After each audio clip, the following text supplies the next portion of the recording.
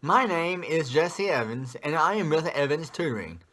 With this platform, I hope to educate the public about the intersection of the STEMs with everyday life. The intersection of many disciplines has always fascinated me, and I thought I would make a platform that discusses this topic. Along with this ideal, I have decided to designate each semester to a specific field. For this semester, I have decided to focus on concepts essential for students entering the nursing programs. To do this, students have to pass a TEAS test, which stands for Tests for Essential Academic Skills, and contains sessions that test concepts in anatomy and physiology, biology, and chemistry. To be fully transparent, I am hoping to market myself through this platform as well. So, if you need tutoring services in these subjects, please feel free to send me a message. Now, let's get back to the topic at hand, models. I'm going to jump on the media bandwagon and discuss how models relate to the coronavirus. The coronavirus is still making big news with daily developments. It is still an epidemic in China with new cases and unfortunately deaths reported every day.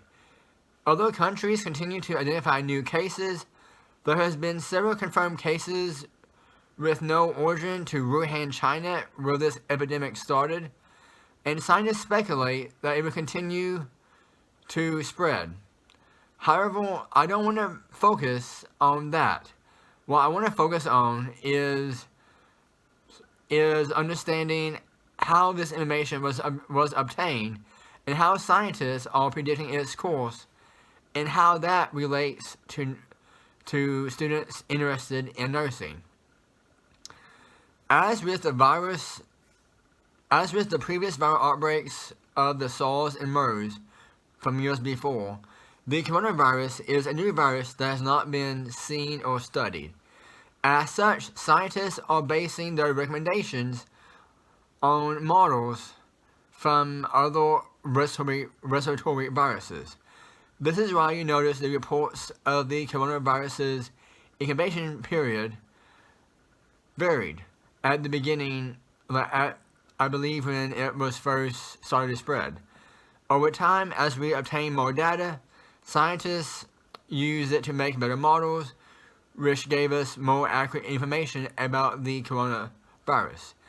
This is an example of how many disciplines, including data science, public health, and biology, can merge together to provide us with models that impacts everyone on a global level.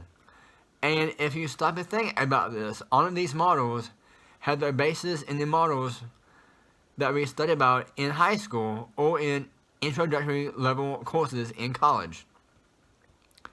When we think back to those classes, everything we learn comes from models that scientists have worked on for decades or even hundreds of years. Take, for example, the periodic table.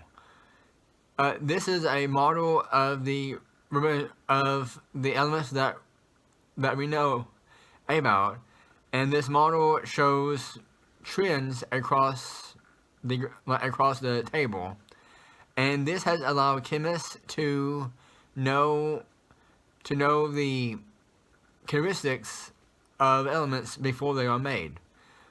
Another example is the classic model of a cell that is taught in high school and intro level courses.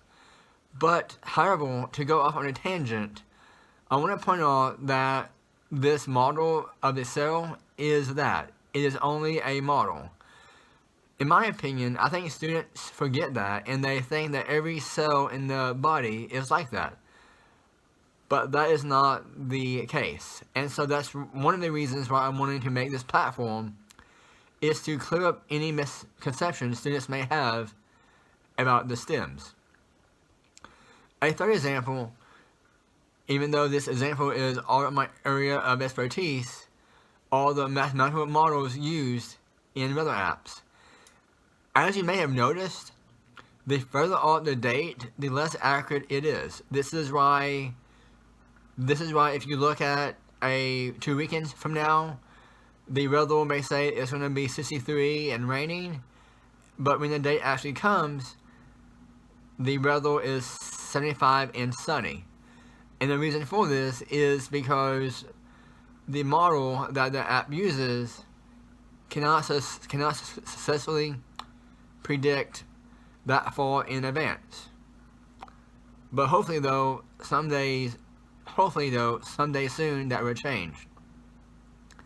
Having an understanding of essential science models can also help with your health as well. One time I had come down with an infection and went to see a doctor. The doctor diagnosed me with a viral infection and prescribed me antibiotics. But as a person who knows the major differences between viruses and bacteria, I knew that an antibiotic is not going to treat a viral infections. So I actually spoke up, but the doctor ignored me. So I complained about that visit. I went and sought a second opinion, and I was able to attain the correct treatment. So this is just one example of how knowing these models can help you with your health. As you can see, models are important for the STEMs, for understanding the world around you, and for your health. On the TEAS test, pre-nursing students will be answering questions based on models learned in class. In the real world, as a nurse, they will be using these models and managing those patient symptoms. I hope this video helps you understand how essential models are for us. Feel free to leave a comment below about other models that I have not covered in this video. And if you want to support this channel and platform, please feel free to let me know, and I will set up a Patreon account.